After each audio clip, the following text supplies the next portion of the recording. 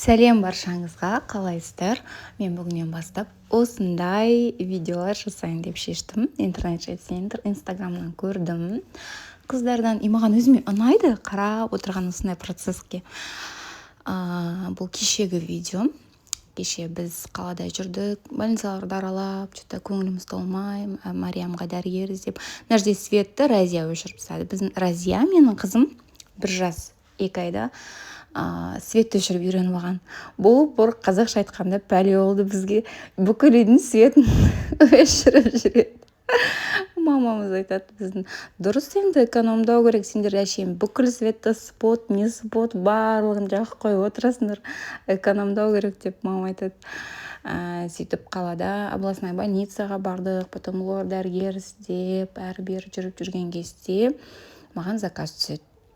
Әйелі клубника жегісі келеді, жолдасын айтады, маған клубника алып берші деп. Жолдасы айтады, өзін іздеп тап, қай жерден алғың келеді, қай жерде, қандай баға, ондайға жоқ қой. Мен өзім лично жолдасым солай өзі іздеп нетпейді, былай ақшасын бере салады, и все, инакс то же самое. И прайсын жібердім, и маған 30 штук керек деді.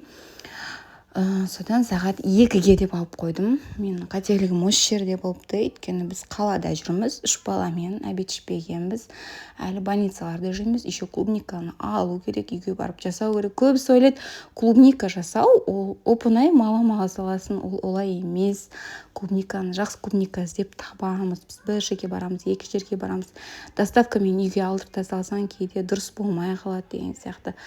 Сөйтіп қаладағы жұмыстарымызды бітіріп, қалада бірден тамақ ішіп, клубника сатып алып, үйге келген кезде сағат 1:45 болды. Сағат 2 деп айтып қойған өзім еще. Содан кейін ана кісіге жаздым, айттым, клубника таба алмай жүріп қалдық деп, енді больница аралап жүрдік деп айтпаймын ғой, ыңғайсыз ғой. Сөйтіп сағат 2:45 деп по-моему жасап бітірдім.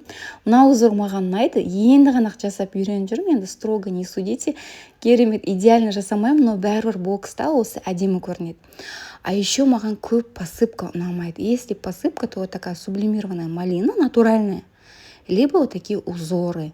Не знаю, маған көп посыпка сепкен ұнамайды. Посыпка мен себем, когда сұраған кезде артылып қалған шоколадтарды осындай формочкаға салып, клубниканың бетіне, бокстың бетіне оформление ретінде салам. Қалған осындай арнайы оған шоколад ерітпеймін, если шоколад артылып қалса, жасаймын.